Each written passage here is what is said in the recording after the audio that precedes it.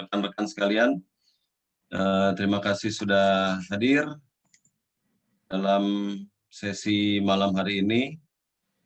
Perkenalannya saya kira sudah cukup banyak ya. Saya Ketua Pelaksana Yayasan Bina Mandiri Indonesia, sebuah yayasan yang menyelenggarakan PAUD khusus untuk masyarakat prasejahtera. Kemudian kami bekerja sama bermitra dengan banyak PAUD juga di daerah-daerah ya. Ada sekitar 30-an lebih mitra kami di beragam daerah.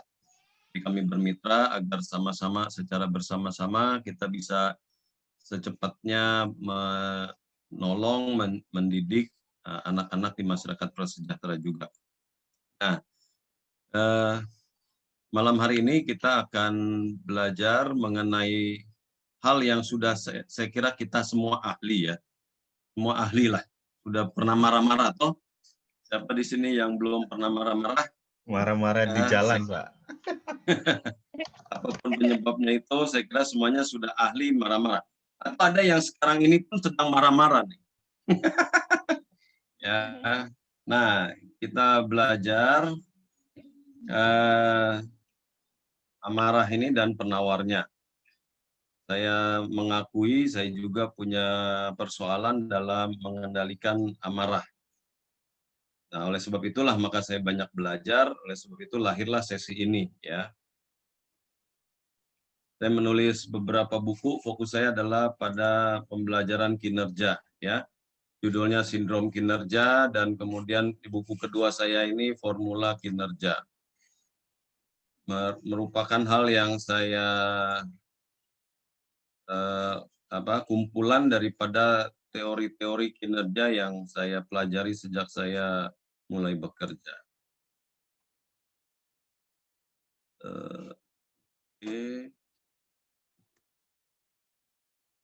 Nah, mari kita mulai dari definisi ya. Kamus Umum Bahasa Indonesia mengatakan apa sih? Ya, marah atau bentuk tidak bakunya amarah. Sebuah perasaan yang sangat tidak senang karena dihina, diperlakukan tidak pantas dan sebagainya.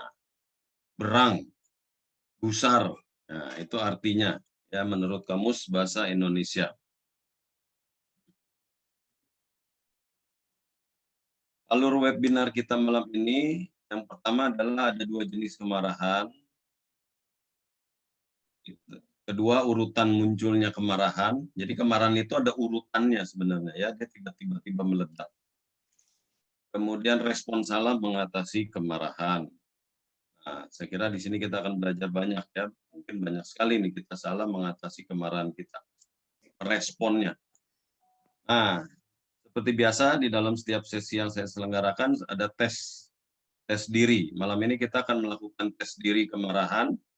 Oleh sebab itu, minta tolong kepada Bapak dan Ibu peserta yang mengikuti, tolong sediakan ini, alat tulis, bolpen, pensil, dengan selembar kertas. Karena nanti ada tes diri untuk menilai diri ya. Ini akan menarik, yang selanjutnya kita bisa tahu diri kita ini seperti apa sih dalam hal kemarahan. Berikutnya 2 jenis luapan kemarahan. Ada 2 jenis ya. Mungkin selama ini kita taunya 1 jenis, meledak-meledak aja gitu.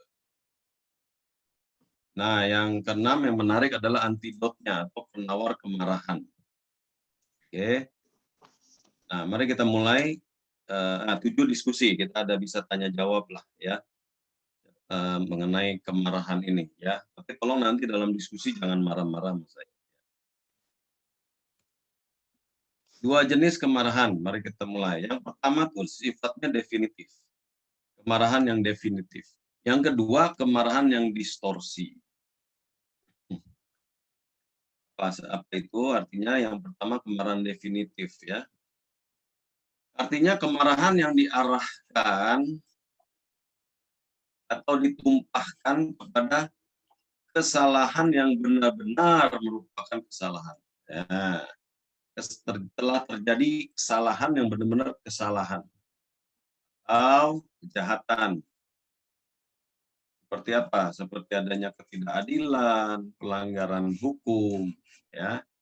Nah, ini artinya, jadi kemarahan yang diarahkan pada kesalahan yang benar-benar merupakan kesalahan. Apa pemicunya? Pemicunya tuh misalnya ada pelanggaran hukum, pelanggaran kode etik atau moral. Misalnya Bapak Ibu marah sekali karena pejabat misalnya korupsi. Nah, itu kan pelanggaran hukum. Dia bukannya melayani masyarakat, dia melayani kantongnya sendiri. Bapak Ibu marah. Nah, itu kemarahan yang definitif. Karena sudah terjadi kesalahan. Nah, bagaimana cara mengenalinya? Dengan kita bertanya, sebenarnya apa yang telah terjadi? Kesalahan apa? Atau pelanggaran hukum apa? Atau pelanggaran kode etik atau moral apa yang telah terjadi? Misalnya kita harusnya marah terhadap child trafficking. Apa? Karena itu pelanggaran berat, pelanggaran hukum. Bagaimana anak-anak dipekerjakan, anak-anak dilanggar haknya. Itu mestinya membuat kita marah. Tapi di kebanyakan dari kita, kemarahannya itu bukan definitif ini. Kemarahan yang distorsi, yang nanti saya jelaskan, kemarahan yang kedua. Kemudian apakah saya sudah mengetahui betul-betul faktanya ini, ya. Jadi dua dulu pertanyaannya untuk mengenali kemarahan definitif. Kesalahan apa yang sudah terjadi, dan kemudian apakah saya sudah memiliki semua faktanya. Kalau belum, tunda dulu, jangan marah dulu. Ya.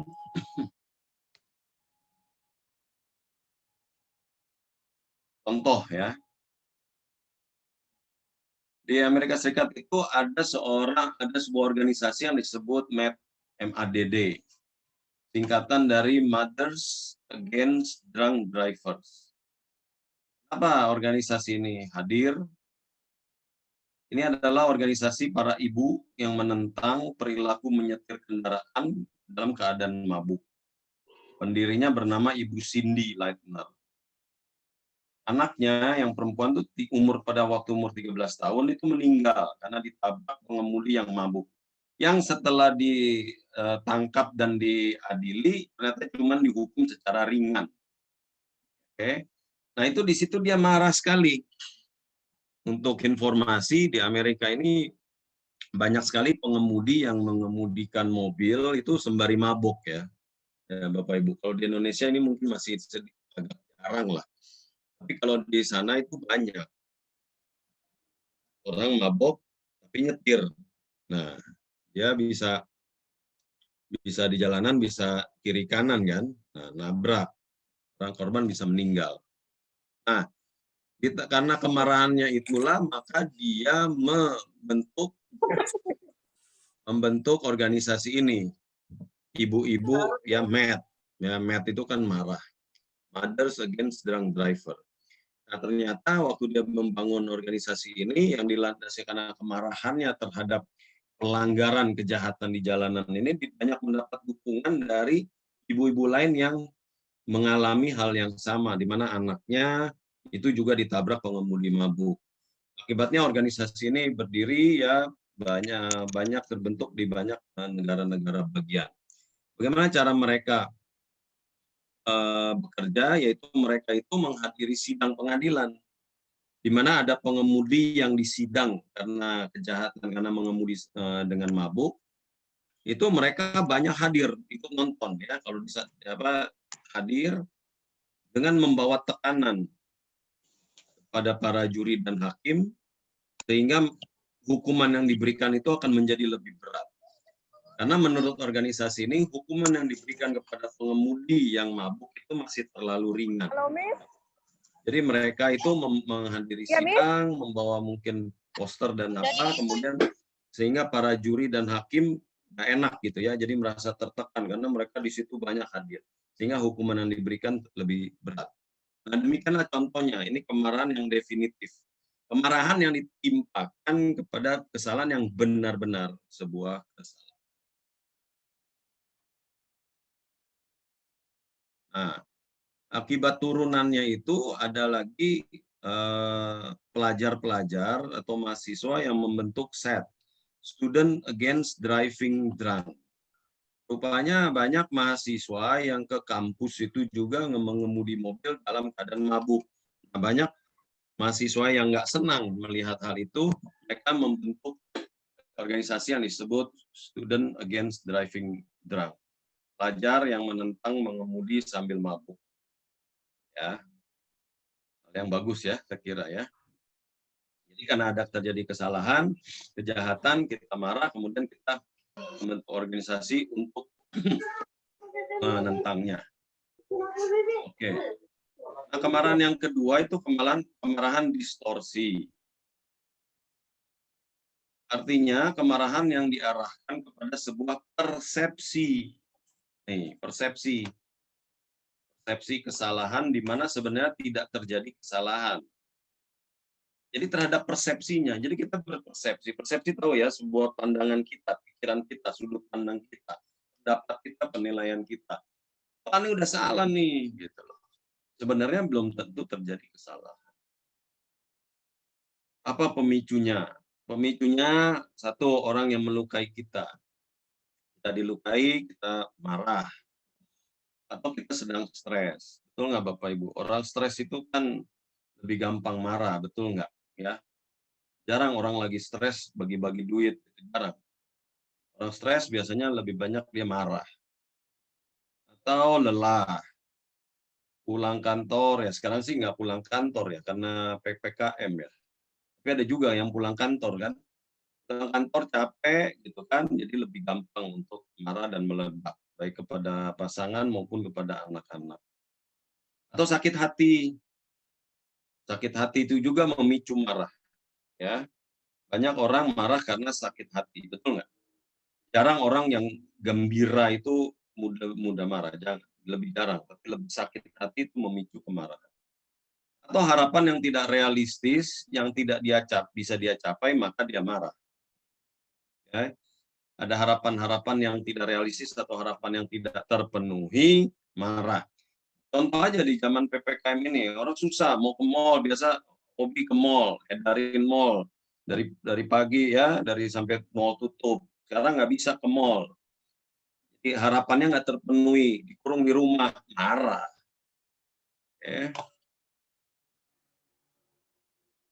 Cara mengenalinya adalah melalui perasaan frustrasi atau kecewa yang memulai kemarahan. Frustrasi kan? Hari-hari ini kan banyak orang frustrasi. Pasien COVID ya frustrasi. Di swab berkali-kali positif terus. Frustrasi dia. Marah lah. Oke. Kemudian, nah, seorang yang perfeksionis biasanya banyak mengalami marah distorsi ini. Bapak Ibu tahu ya, perfeksionis itu apa-apa maunya sempurna. Nah juga di forum ini saya menyampaikan mengenai perfeksionis. Ada tes dirinya, jadi kita tahu saya ini perfeksionis atau bukan. Orang-orang yang perfeksionis banyak mengalami kemarahan distorsi.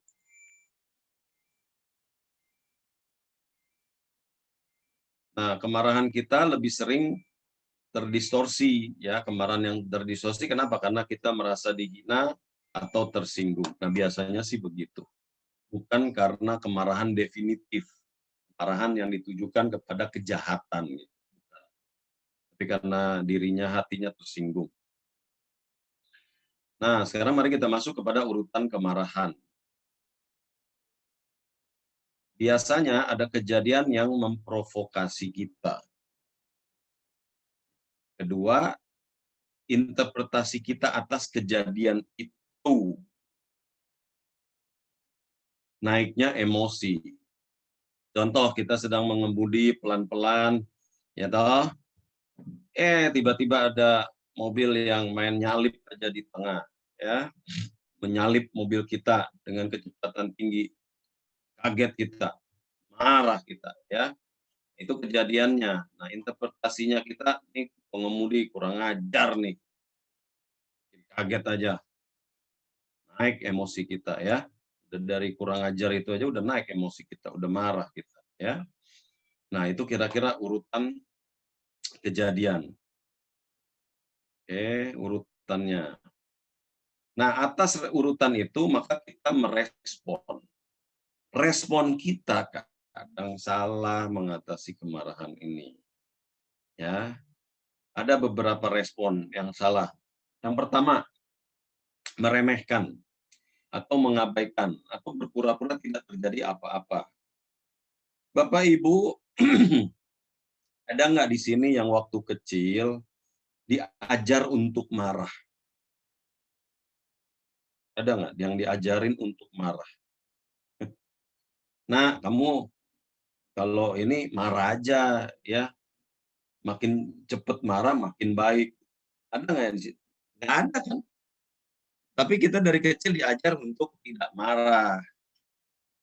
Kalau kita cepat marah, maka orang tua kita lebih marah lagi. Atau dengan mudahnya memberi nasihat, nak jangan marah-marah. Mungkin kita waktu kecil, kita diganggu teman kita. Kita marah atau membela diri, kita dorong dia jatuh, dia nangis. Yang diomelin kita. Pernah ya punya pengalaman gitu. Nah, jadi seorang anak yang dihukum ya karena marah, maka dia, wah ini nggak bagus nih, daripada gua kena marah, gua tahan aja deh. Jadi dia pura-pura tidak terjadi apa-apa. Atau dia mengabaikan perasaan marahnya. Nah, begitu. Oh, nggak baik juga. Nah, nanti kita lihat. Kedua, melampiaskan pada orang lain. Nah, ini sering kan, betul nggak? Kita marah, kesel di kantor, kesel sama bos kita, kesel sama mungkin kolega kita. Tapi pulang anak yang jadi sasaran, ya kan? Atau minimal anjing kita lah. Kita pulang, kita marah, kita lampiaskan. Anjing atau apa-apa tidur depan pintu pagar, kita mau masuk ke sandung, kita tendang. Ada pelampiasannya. Nah, kitab Amsal 29 ayat 22 berkata, kitab Amsal ini ditulis oleh Nabi Sulaiman ya, Nabi Salomo, si pemarah menimbulkan pertengkaran dan orang yang lekas gusar banyak pelanggarannya. Oke. Jadi kita menimbulkan pertengkaran, kita lampiaskan pada orang lain, akibatnya kita bertengkar dengan orang lain. Demikian juga kita bisa lampiaskan. Nah, biasanya kita lampiaskan kepada orang lain yang lebih rendah dari kita, lebih rendah dalam tanda kutip ya. Jarang kita kalau marah melampiaskannya pada bos kita, pada atasan kita, nggak berani lah ya. Biasanya pada atasan kita nggak berani melampiaskan, ya takut dipecat juga. Ya kita melampiaskannya biasa pada orang lain. Kalau di jalan ya mungkin kita lampiaskan pada jalan kaki kah atau tukang bajai lah gitu.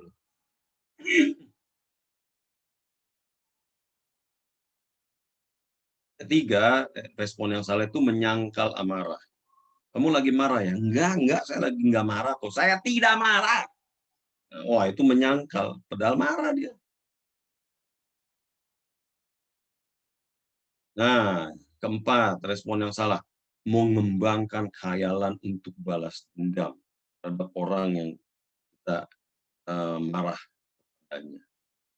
Nah, ini dulu waktu kecil saya hobi banget nih. Karena saya kan kena folio. Ya, jadi saya ini kan tunadaksa, Bapak Ibu ya. Jalan pakai tongkat. Kena folio dari umur 11 bulan.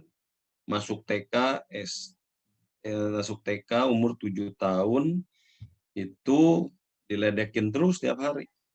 Karena jalan saya kan aneh. Nah, jadi di situ, tapi kan saya diejek, diolok-olok, tapi kan nggak bisa balas ya. Oleh sebab itu saya berkhayal bagaimana saya membalas dendam terhadap mereka. Ya. Saya berkhayal jadi jagoan kungfu, saya dalam imajinasi saya hajar tuh orang-orang teman-teman saya yang meledekin saya. Nah, itu mengembangkan khayalan ya. Tapi sudah percaya sama Tuhan ya sudah ya. Berikutnya, pelarian ke hal yang lain. Marah, larinya kemana? Ke narkoba. Anak-anak yang marah ke orang tuanya, nggak betah di rumah, keluar, pelariannya ke narkoba. Seks di luar nikah, ya, atau alkohol, atau ini nih, makanan, coklat, ya kan? Wah, lagi marah udah makan coklat, nikmat, es krim, gemuk deh. Maka di dalam Amsal pasal 21 ayat 19 dikatakan begini. Ini perhatikan nih ibu-ibu nih ya. Lebih baik tinggal di padang gurun daripada tinggal dengan perempuan yang suka bertengkar dan pemarah. Ya. Maka banyak suami nggak betah di rumah tuh karena istrinya marah, cerewet. Wah, ya lebih baik di padang gurun dah. Kalau di padang gurun juga tersiksa setengah mati kan.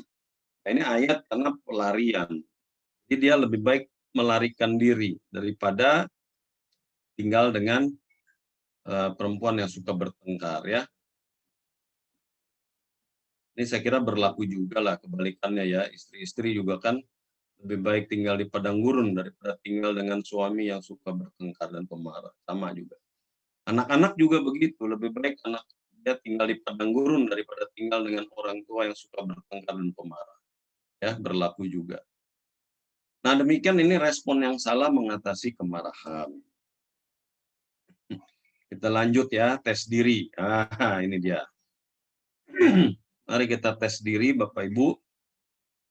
Saya akan membacakan 12 pernyataan dengan ada 2 jawaban. Jawaban A dan jawaban B. Silahkan Bapak Ibu pilih 1 jawaban. Di kertas Bapak Ibu, tolong tuliskan jawabannya aja, mau A atau B. Jadi nomor 1, saya sebut pernyataannya. Bapak Ibu nggak perlu tulis pernyataannya, tapi dengarkan baik-baik, kemudian dengarkan jawaban A dan B yang saya berikan, Bapak Ibu pilih. A, nah misalnya nomor 1, Bapak Ibu pilih A, tulis A. Nomor 2, tulis, misalnya pilihannya B, tulisnya B. Oke? Mikirnya tolong jangan terlalu lama ya. Nanti nggak selesai Zoom kita. Biasanya jawaban yang pertama kali muncul itu yang paling benar. Jadi langsung pikiran pertama itu A, B gitu ya, langsung aja pilih.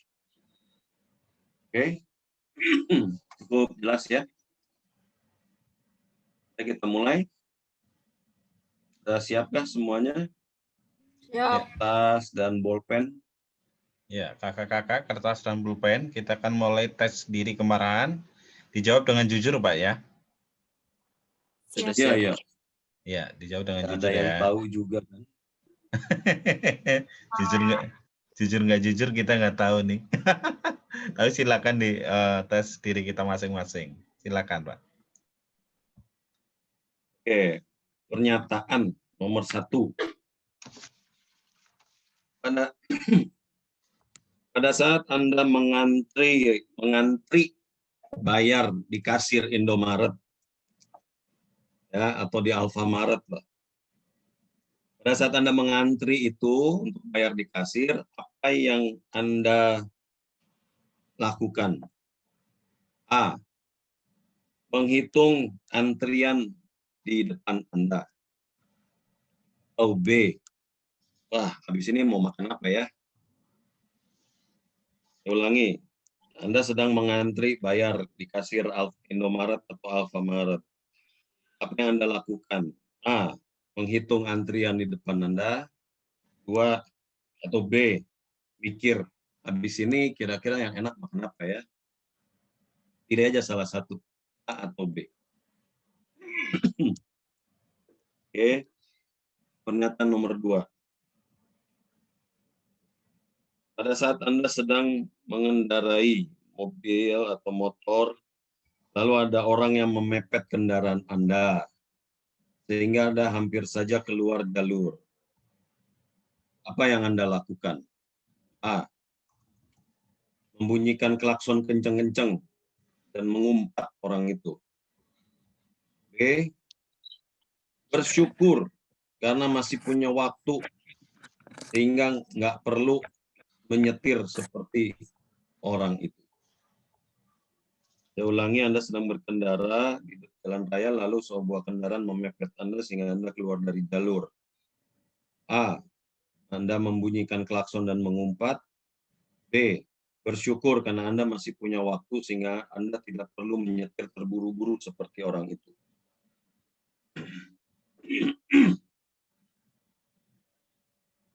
Pernyataan nomor 3, pada saat ibu jari kaki Anda tersandung, jempol Anda tersandung, sakit kan? Apa yang Anda lakukan? A. Menendang benda yang membuat Anda tersandung dengan kaki yang lain. B. Mengingatkan diri sendiri untuk lebih berhati-hati waktu berjalan.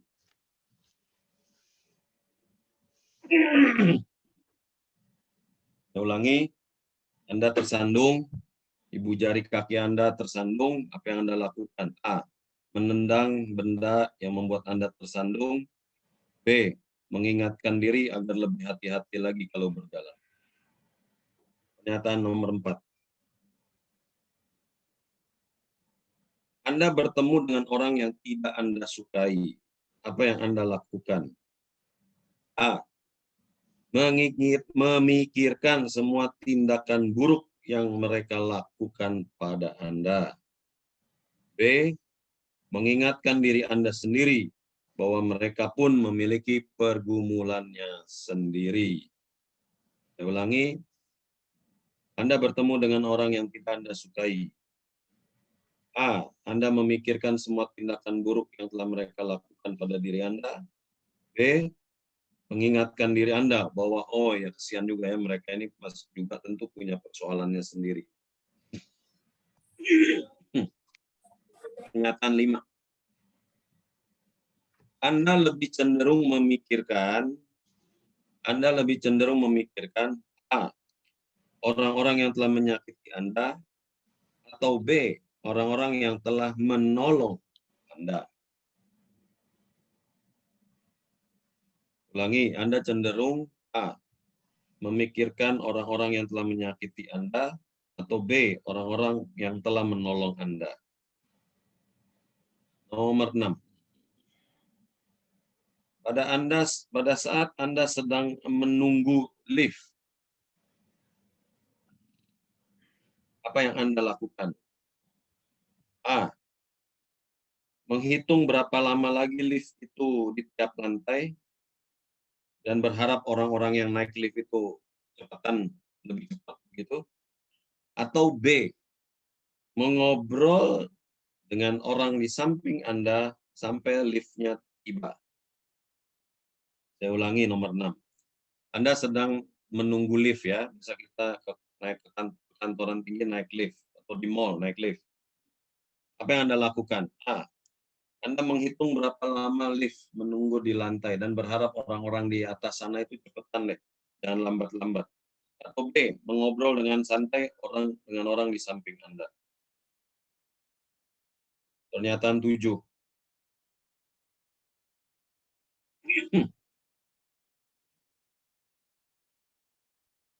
Anda sedang main badminton.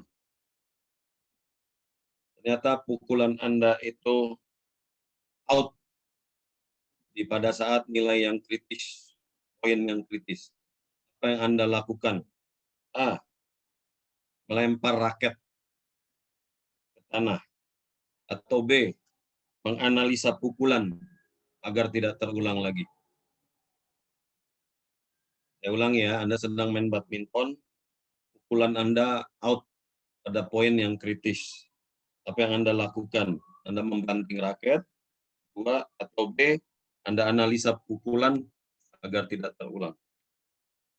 Pernyataan 8. Ketika seorang tidak datang tepat waktu menemui Anda, apa yang Anda pikirkan? A. Berpikir betapa teganya orang itu membuat Anda menunggu. B. Berharap tidak ada hal yang buruk yang mengakibatkan dia terlambat. Saya ulangi, ketika seorang tidak dapat datang tepat waktu menemui Anda, apa yang Anda lakukan, apa yang Anda pikirkan? A. Berpikir betapa teganya orang itu membuat Anda menunggu. B. Berharap tidak ada hal yang buruk yang mengakibatkan keterlambatan. Pernyataan 9. Manakala seseorang membuat lelucon yang menyinggung perasaan Anda, maka Anda A. membalas lelucon itu, B. menertawakan lelucon itu. Pernyataan 9, manakala seseorang membuat lelucon yang menyinggung perasaan Anda, maka Anda A. membalasnya, B. menertawakan lelucon itu. 10. Apabila Anda melihat salah satu sisi mobil Anda tergores, maka Anda A. menggores mobil yang terparkir di sebelah mobil Anda. Atau B. pergi ke toko membeli cat mobil. Saya ulangi.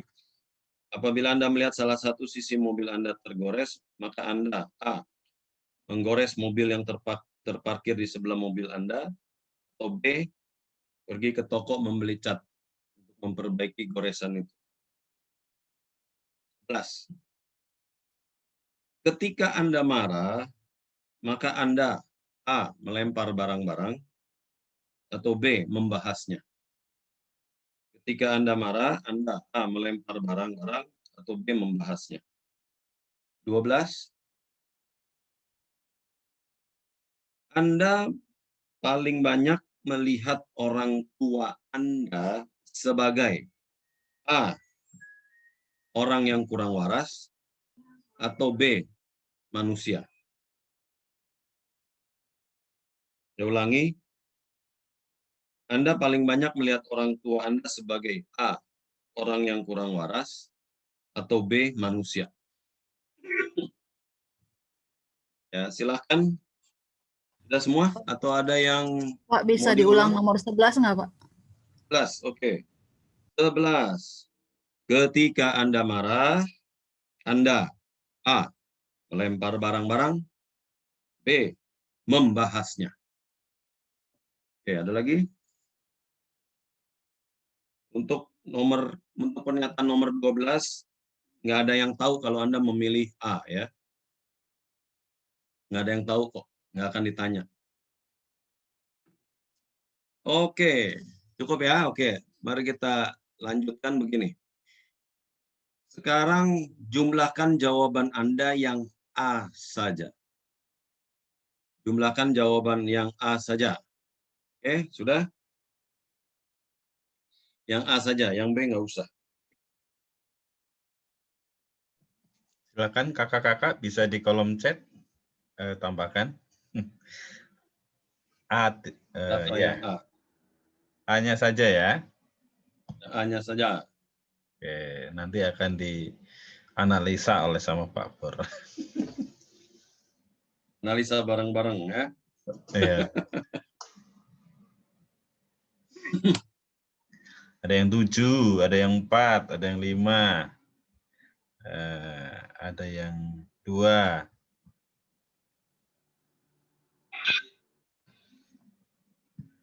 Kak Suci 2. Kak Yohana 4. Wah. Usia 5 ya. Ada yang 7, Pak. 5, 6 ada. 3. 3. Wah. Oke. Ini ada Getri nih, Kak Getri 3. Wih. Kak Getri sabar orangnya. Oh gitu ya. Iya. Oke, mari kita lihat ya. Ini artinya. 2-3 jawaban A, itu artinya Anda dapat mengatasi amarah Anda. Wah, selamat deh yang dapat Selamat skornya 2-3. Kak Pita, Kak Rahma, wah, mungkin karena banyak wanita, Pak. Jadi murah hati semua di sini, Pak. Kakak-kakak yang wanita murah hati semua ini. Oh, ada yang 6 juga nih. Ya, oke, tapi Nah, apa ya? Nanti kita lihat analisa berikutnya. 4-7 ini waspada. Karena Anda kemungkinan mendapat kesulitan akibat amarah Anda. Oke. 8 ke atas, wah, Anda bermasalah dengan amarah Anda.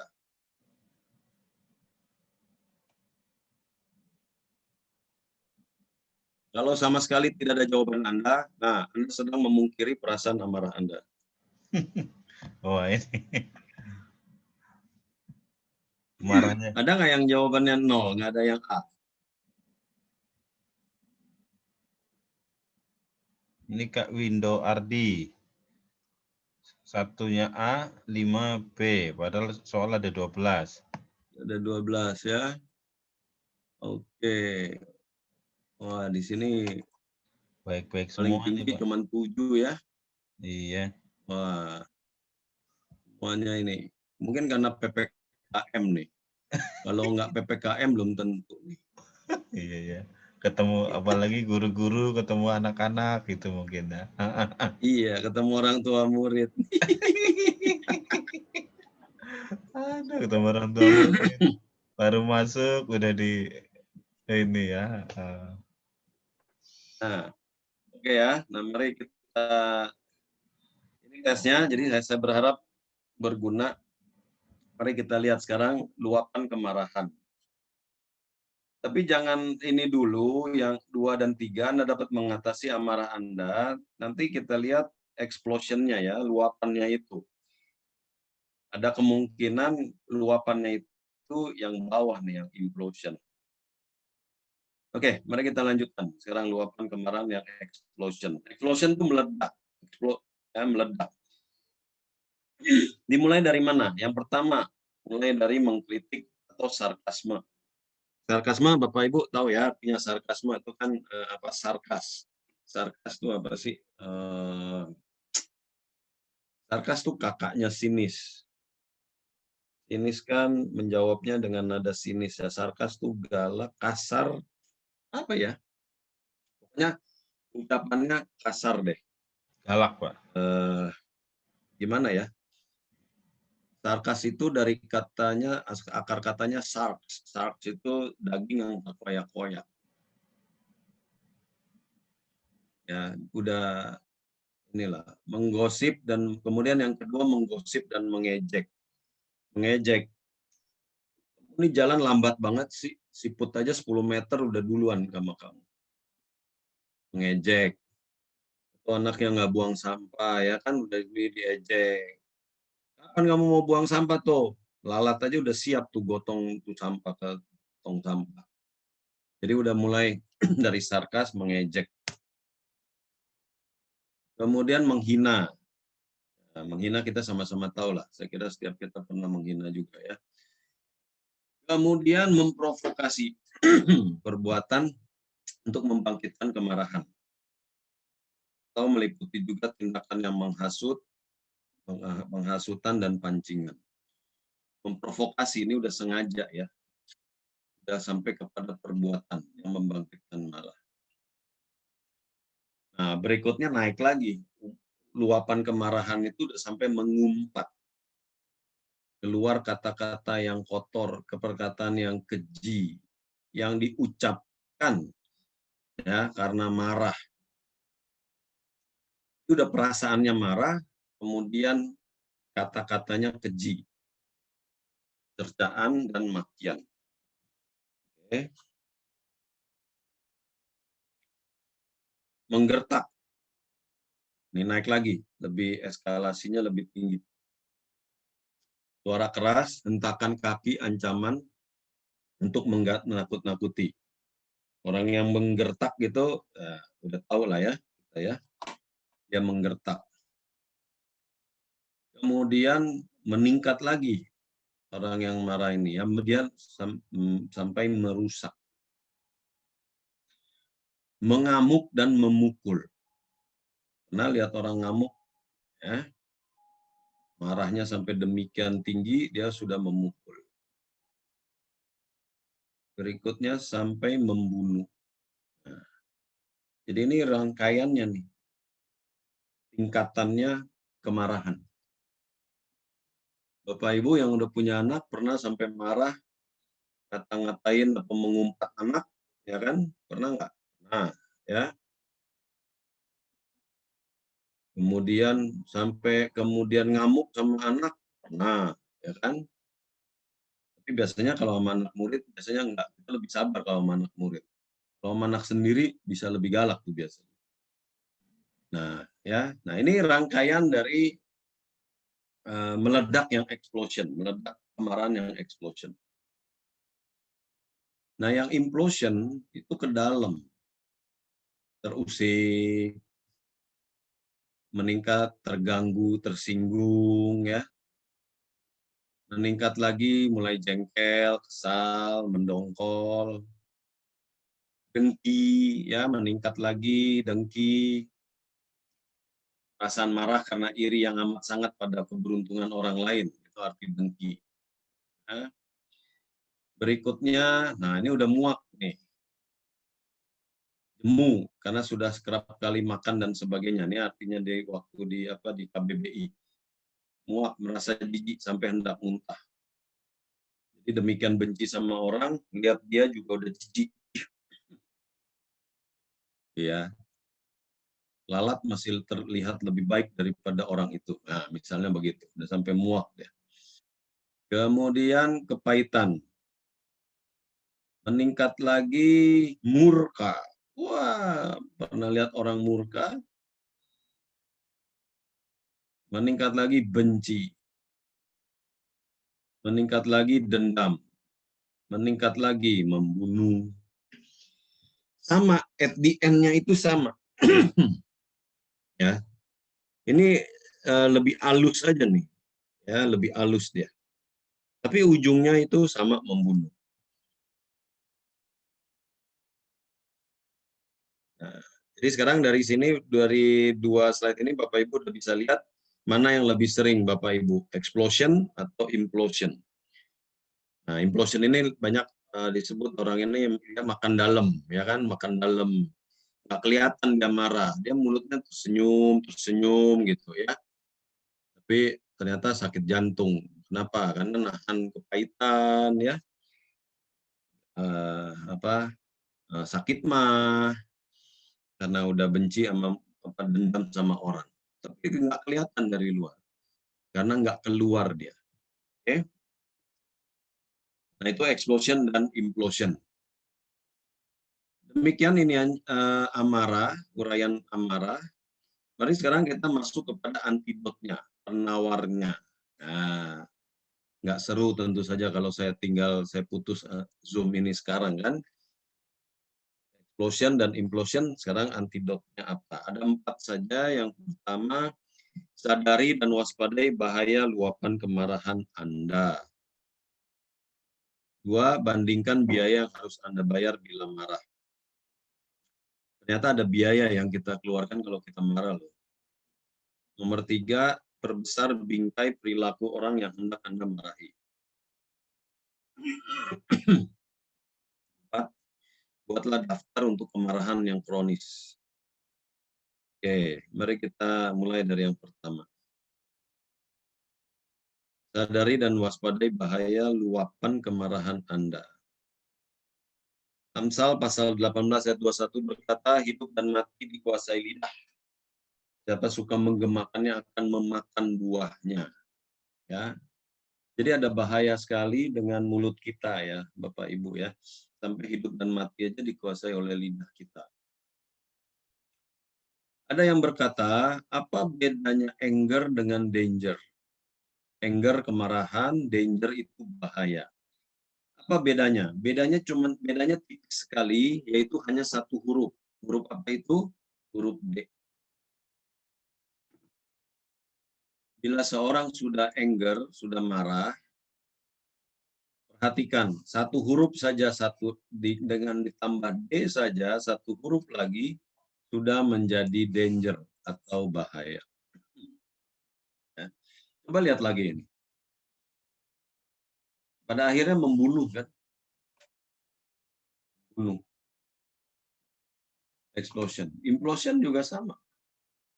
Pada akhirnya itu sampai membunuh. Berapa banyak kasus pembunuhan itu yang dilandasi motif karena dendam. Ya, orang dendam itu kan diam-diam. Ya, kalau orang mengamuk, kalau yang kiri ini explosion, dia ngamuk, dia mukul, kita tahu bahaya nih orang jangan deket-deket. Kan gitu. Tapi kalau orang dendam kan dia diam-diam aja. Tapi dendam. Kemudian dia merancang. merencanakan pembunuhan. Nah, itu kan bahaya.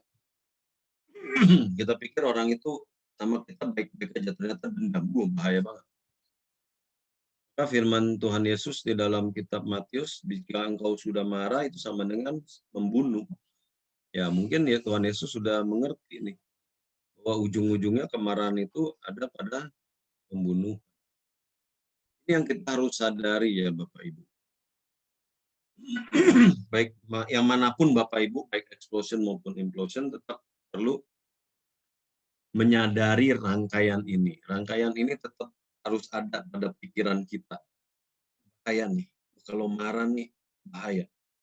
Jadi pada tingkat manapun cepat kembali gitu. Jangan sampai tiba pada titik the point of no return, artinya pada titik yang nggak bisa balik. Ya, sehingga sampai kejadian yang tidak kita inginkan bersama. Jadi selalu ingat, apalagi yang punya anak, anaknya mungkin nggak terlalu, termasuk anak yang aktif, termasuk anak yang mungkin masih kurang taat dan sebagainya, yang seringkali bikin kita marah. Ingat, anger itu hanya beda satu huruf dengan danger. Oke, sekarang antidot yang kedua. Bandingkan dengan biaya yang harus Anda bayar bila Anda marah. Biaya kemarahan itu apa sih? Yang pertama, fisik kita. Pada waktu orang marah itu ada hormon yang keluar yang membuat kita tidak sehat. Amsal 17 ayat 22 berkata, hati yang gembira adalah obat yang manjur. Nah, termasuk COVID. Hati yang gembira. Tapi semangat yang patah, yang harapan yang patah, udah nggak ada yang nggak ada semangat lagi, nggak ada spirit lagi, mengeringkan tulang. Mengeringkan tulang. Tulang di dalamnya ada sumsum. Sumsum itu yang membuat kita hidup. Dia memproduksi sel darah merah. Tapi kalau sumsum tulangnya udah kering, sumsumnya nggak menghasilkan. Semangat yang patah akan mengurangi sumsum. Mengurangi sumsum, imunnya turun, ya makan ujungnya. Semangat yang patah mengeringkan tulang, imunnya turun. Amsal 14 ayat 30, hati yang tenang menyegarkan tubuh. Nah, kita perlu punya hati yang tenang, bukan hati yang berisik, hati yang gaduh, tapi hati yang tenang. Iri hati membusukkan tulang. Oke, jangan iri hati Bapak Ibu ya. Tenang-tenang aja. Jangan iri hati orang-orang teman-teman udah punya di papar COVID Anda belum. Jangan iri hati. Aduh, kapan saya kena COVID? Nah, jadi ada satu cerita ya, seorang pendeta itu sedang main golf sama temennya, sama jemaatnya lah. Jemaatnya 2 orang, ya. Ini bisnismen. Mereka bertiga main golf. Main golf itu kan pukulannya mesti benar ya. Nah, jadi kalau 2 bisnismen ini pukul bola golf, melayang, salah, nggak menuju ke lubang, wah maki-maki mereka. Mengutuk kata-kata kebun binatang. Marah mereka. Pukul salah lagi, ngutuk lagi, marah-marah mereka. Tapi kalau pendeta ini, wah ini dia mukul salah. Wah dia nggak pernah dia marah. Dia hanya sesekali buang air ludah aja. Pukulannya salah lagi, wah dia tetap tersenyum. Ya. Terus saya main golf itu 2 bisnismen bilang itu ke Pak Pendeta. Pak Pendeta hebat sekali ya. Pukulan salah aja nggak pernah maki-maki Pak Pendeta, sungguh luar biasa orangnya. Sabar betul. Pak Pendetanya tersenyum. Iya, saya memang nggak maki-maki. Tapi rumput di mana saya meludah itu pasti mati. Jadi Bapak Ibu kalau kita marah, air liur kita itu mengandung racun yang menurut penelitian bisa membunuh ya. Membunuh beberapa binatang apa saya agak lupa ya, tapi menurut penelitian oke. Resiko kematian mendadak ya. Jadi orang yang suka marah, amarah itu meningkatkan resiko kematian mendadak.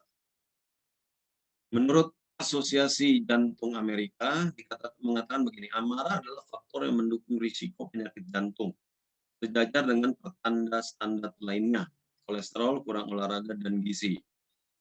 Menurut jurnal Circulation tahun 2000, orang yang paling mudah marah memiliki peluang 3 kali lebih besar untuk mengalami serangan jantung daripada orang yang tidak mudah marah. Ya, peluang 3 kali lebih besar serangan jantung, ya kan? Nah, berarti kan peluang 3 kali lebih besar untuk dipanggil Tuhan pulang ke rumah Bapa di sorga. Biaya kemarahan yang lain itu adalah hubungan yang rusak atau memburuk. Betul nggak? Kita udah marah-marah, ya hubungan juga rusak, nggak baik. Nah, kemudian biaya yang lain adalah perasaan yang menyusul kemudian. Penyesalan. Atau perasaan malu. Aduh. Ada seorang bersaksi ya, dia mau menikahkan anaknya. Kemudian ya seperti biasa menikah itu ada peristiwa lamaran toh. Calon besan datang ya melamar, mereka ngomong baik-baik dan sebagainya. Oh, ini sekali. Akrab sekali ya mereka. Jadi lamaran diterima dengan baik dan sebagainya. Pulang ya. Keesokan harinya menyetirlah sang bapak ini yang anaknya dilamar itu ya. Menyetir. Tiba-tiba ada mobil yang menyerempet dengan kecepatan tinggi ya. Wah, dia marah. Memang dia punya persoalan di jalanan. Dia marah, dia kejar itu mobil. Wah, udah papasan, dia buka jendela, dia maki-maki itu pengemudi itu. Pengemudi mobil yang dimaki-maki juga buka jendela. Ternyata itu calon besannya.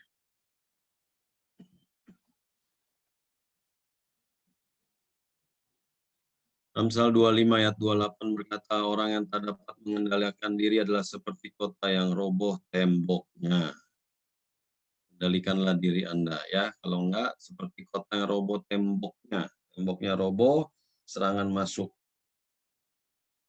hal-hal yang buruk masuk dalam diri kita. Nah, itu biaya-biaya kemarahan Bapak Ibu ya.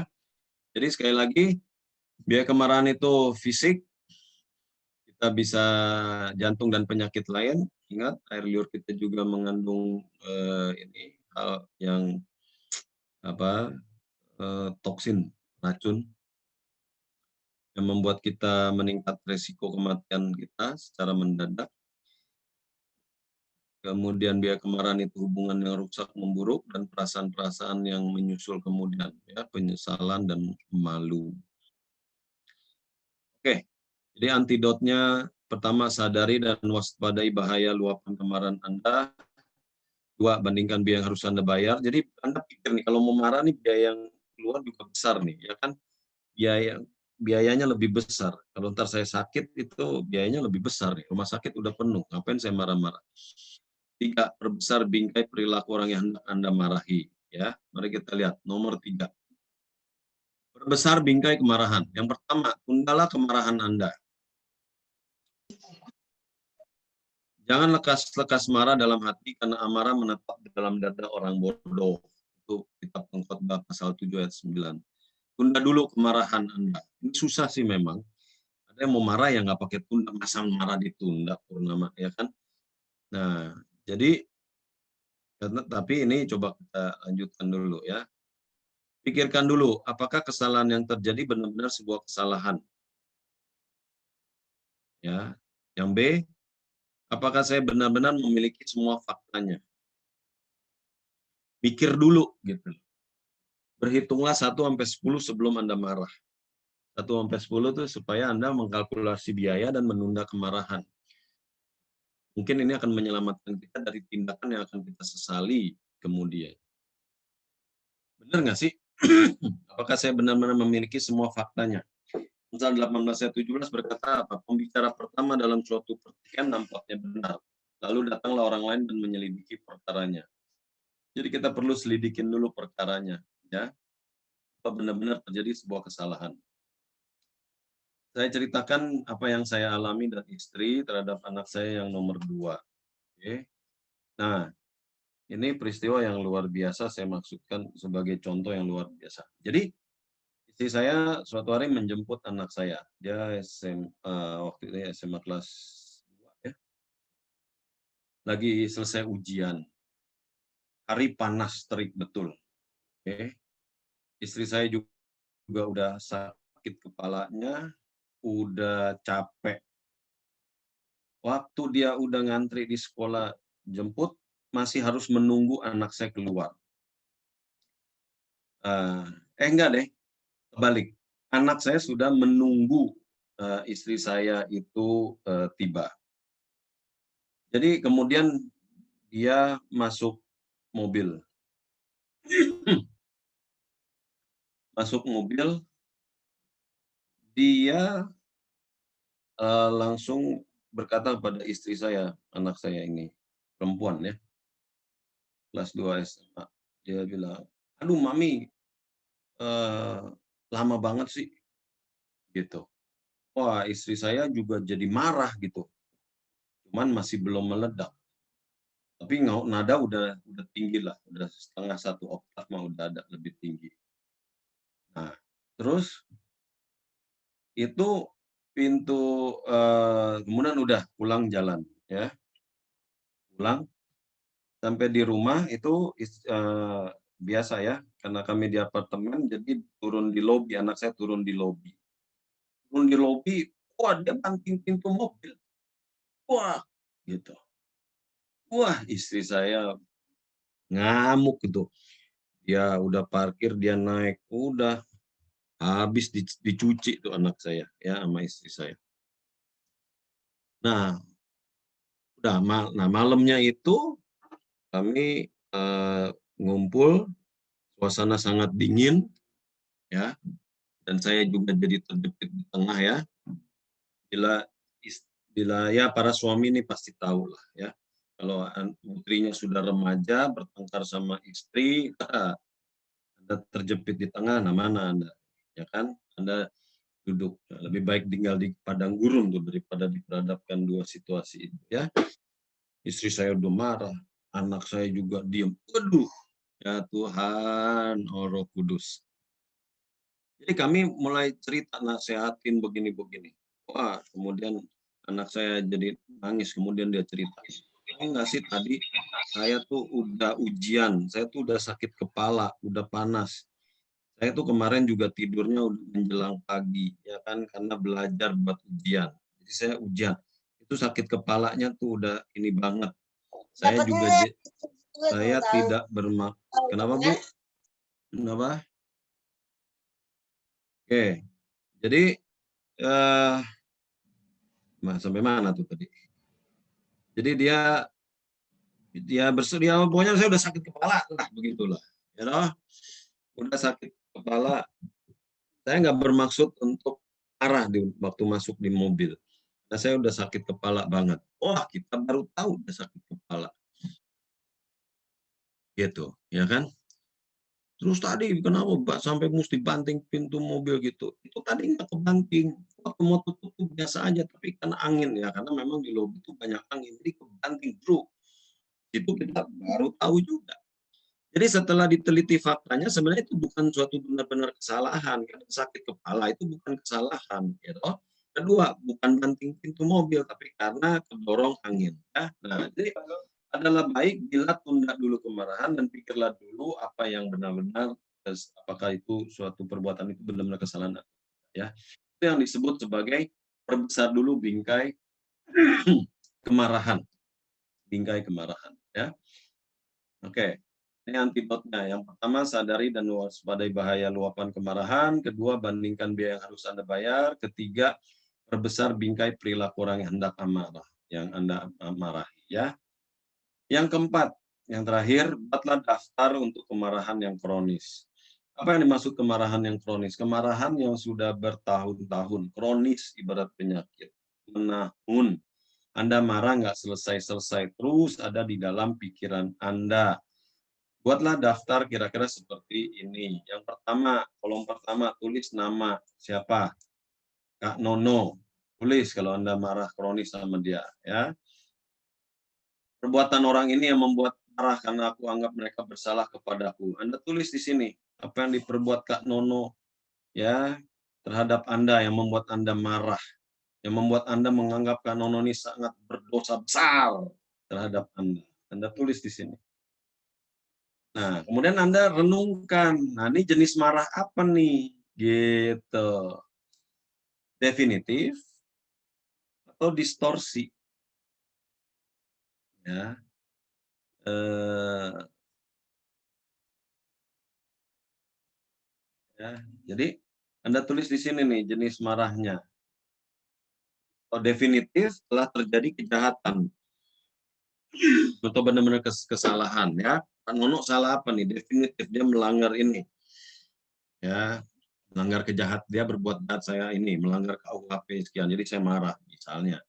Atau hanya distorsi aja. Distorsi artinya apa ya? Saya pernah tersinggung lah karena masuk Zoom nggak ditegur. Misalnya, padahal saya udah bilang hai, dia nggak menjawab teguran saya. Nah, Anda tersinggung, nah berarti jenis marahnya distorsi.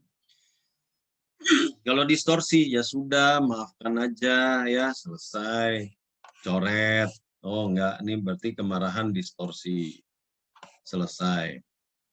Siapa lagi Anda tulis orang tua Anda misalnya.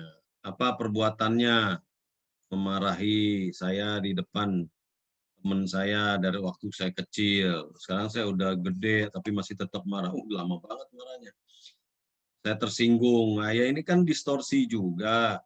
Orang tua kan nggak bermaksud marahin ya, karena dia juga nggak tahu kan belum belajar cara mendidik anak yang baik.